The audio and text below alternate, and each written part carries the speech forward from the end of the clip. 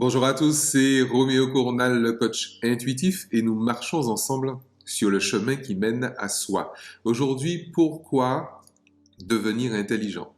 Alors, nous avons vu il y a quelques semaines comment devenir intelligent. Aujourd'hui, pourquoi? Pourquoi devenir intelligent?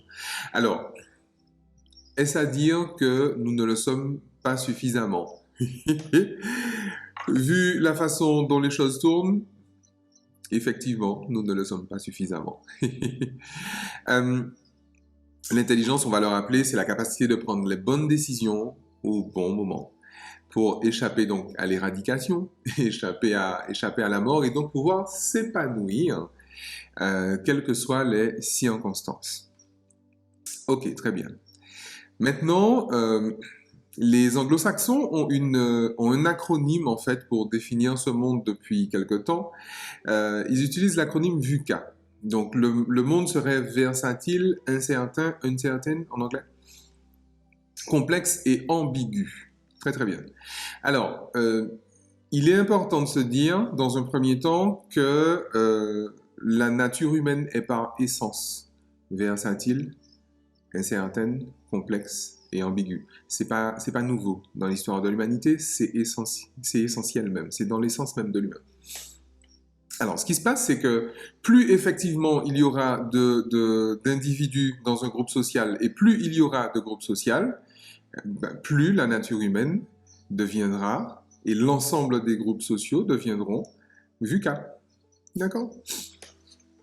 Albert Einstein définit la mesure de l'intelligence comme la capacité à changer.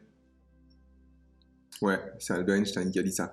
Le gars qui passe pour l'homme le plus intelligent du siècle dernier et certainement de plusieurs siècles. L'intelligence se mesure à la capacité à changer. Ouais, ça vaut peut-être la peine qu'on se penche dessus. C'est-à-dire que la crispation sur ces positions est anti-intelligente. Et donc, de fait, elle est contre nature.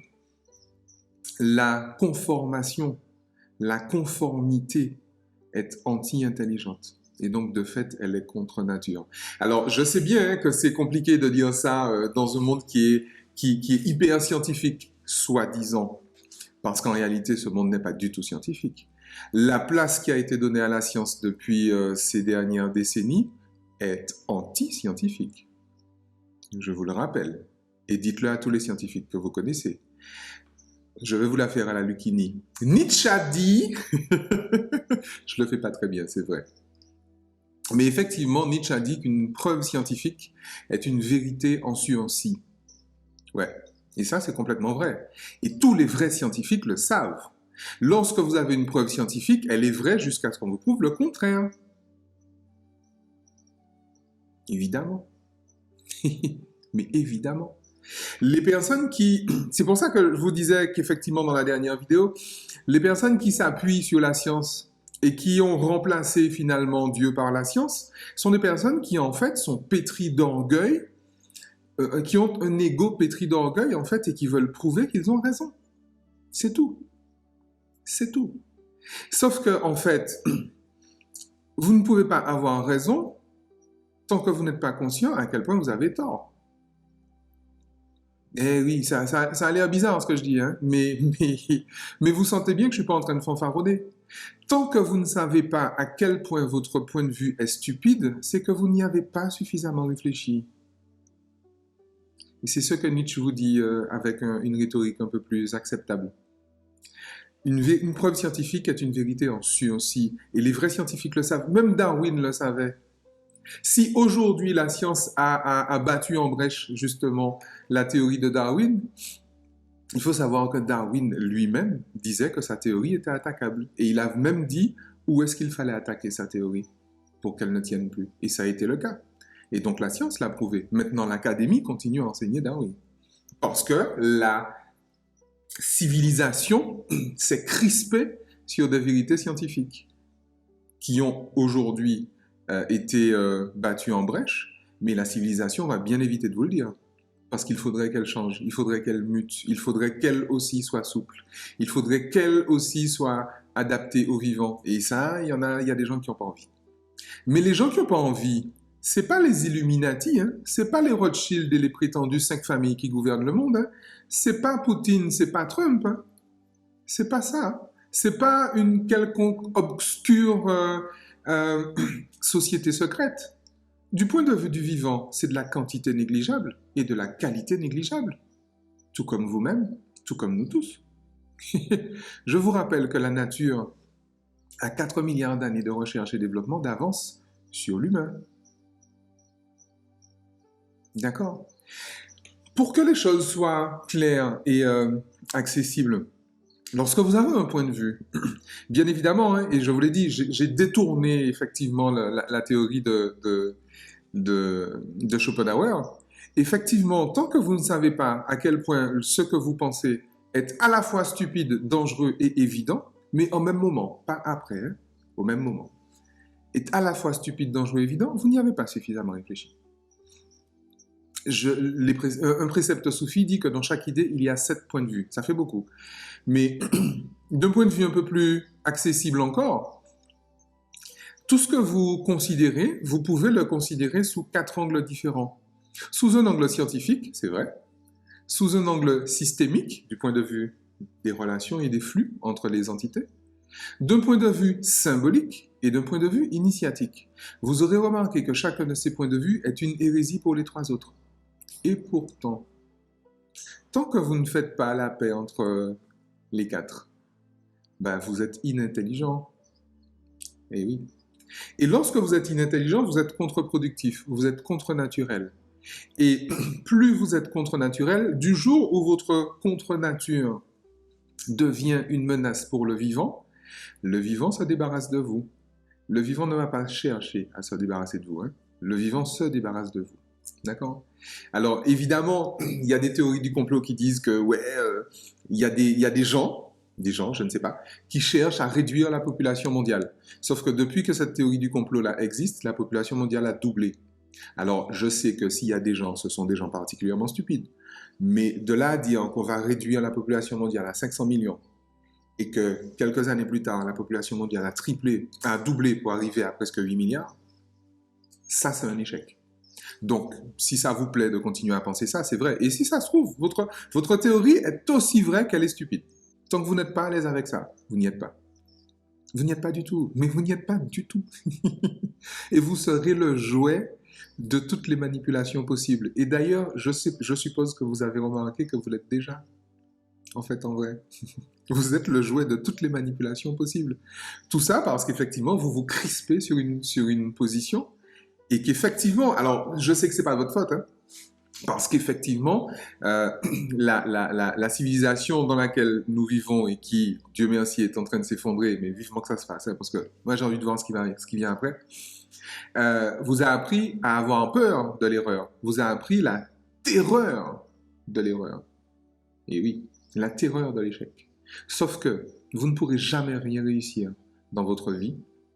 Vous ne pouvez pas avoir une vie épanouie. Vous ne pouvez pas avoir une vie riche, florissante, épanouissante.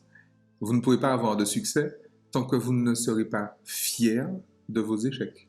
Tant que vous ne pourrez pas avoir la fierté des échecs que vous vivez. C'est même pas moi qui le dis, en fait, en vrai. Ça, pour le coup, c'est une règle du vivant. Je vous ai dit, j'ai pas écrit les règles. J'ai seulement lu le mode d'emploi. Et en fait, mais vous pouvez vérifier. Hein, alors, surtout, bien évidemment, ne soyez pas stupide. Ne croyez pas ce que je viens de vous dire. Parce que pour le coup, vous seriez encore plus stupide. Vérifiez. Allez vérifier. Vérifiez. Expérimentez. Voyez sous quel angle de vue ce que vous pensez est stupide. Voyez ce que je viens de vous dire là. Voyez de quel point c'est stupide. Voyez du point de vue systémique, du point de vue scientifique, du point de vue symbolique, du point de vue initiatique. Voyez ce que ça donne. Faites-la. Voyez. Ne croyez pas ce que je vous dis. Ne croyez pas ce qu'on vous dit. Arrêtez de croire ce qu'on vous répète depuis votre naissance. Arrêtez de croire en ces messages contraignants. Déconditionnez-vous. Souvenez-vous, il y a un certain Bob Marley qui disait « Emancipate yourself from mental slavery ». Arrêtez d'attendre un sauveur. Arrêtez de demander à celui qui vous opprime de vous libérer.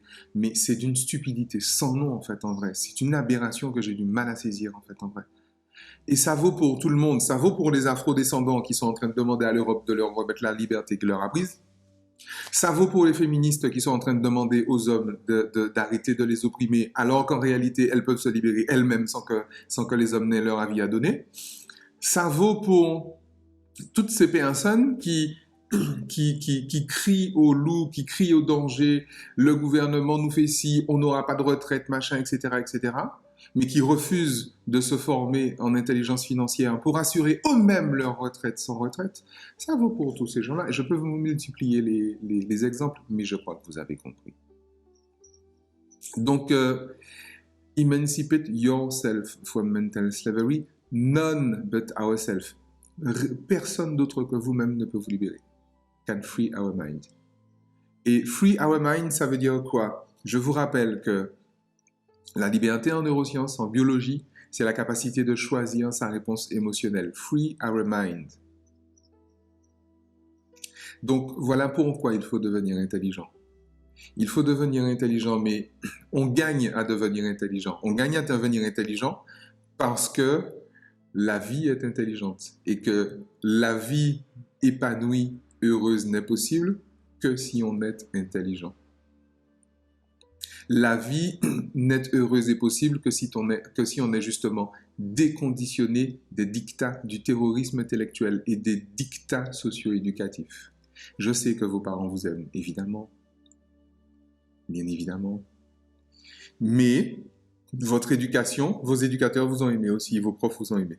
Mais votre éducation a fait de vous ce qu'on appelle des esclaves mentaux. Et votre bonheur n'est possible que si vous vous déconditionnez. Pas si vous vous rebellez, si vous vous déconditionnez.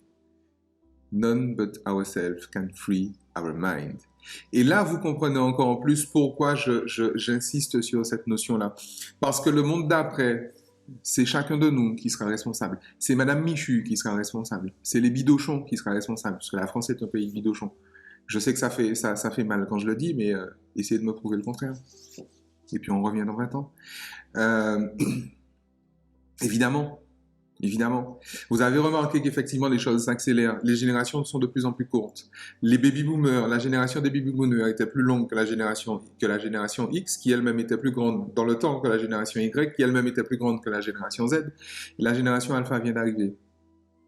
Et l'autre génération, elle est pour 2022. Alors là, pour le coup, les gars, accrochez-vous. Comme dit ma sœur, arrange tes papiers. Donc voilà pourquoi il faut devenir intelligent. Voilà pourquoi vous avez tout à fait intérêt à devenir intelligent. Parce que personne d'autre que vous-même ne pourra libérer votre esprit. Personne d'autre que vous-même ne pourra vous rendre heureux. Maintenant, il s'agit de savoir qui est vous-même. Et pour ça, vous pouvez ou cliquer ici, ou regarder dans la description de cette vidéo comment on fait ça. D'ici là, âme, usez-vous bien. Ciao.